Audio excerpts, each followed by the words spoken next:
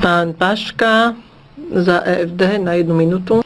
Ďakujem za slovo, vážená pani predsedajúca, vážený pán komisár. V mojej krajine je bankový sektor v súčasnosti relatívne zdravý a stabilný. V dôsledku opatrení bankovej únie sa však môže dostať v priebehu pár rokov do vážnych problémov. Po pochybnej privatizácii štátnych finančných inštitúcií dnes u nás ovládajú bankový sektor dcérske spoločnosti zahraničných bank. Zatiaľ čo dcérske spoločnosti sú samostatnými subjektmi, neohrozovanými nesolventnosťou matky, po ich transformácii na pobočky v zmysle navrhovaných zmien sa stanú nástrojom na vysávanie likvidity z krajiny pôsobenia do štátu, v ktorom sídli ich centrála.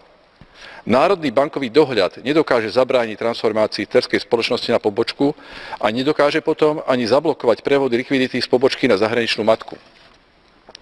Vážený pán komisár, nechcem tvrdiť, že vytvorenie bankovej únie je skrytým mechanizmom na vykradnutie zdrojov zdravých, stabilných dcérskych spoločností nezdravými matkami, či projektom na vysatie likvidity z prosperujúcich krajín únie do iných štátov.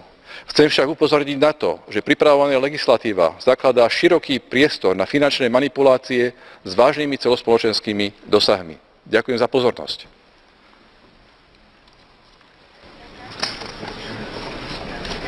Grazie.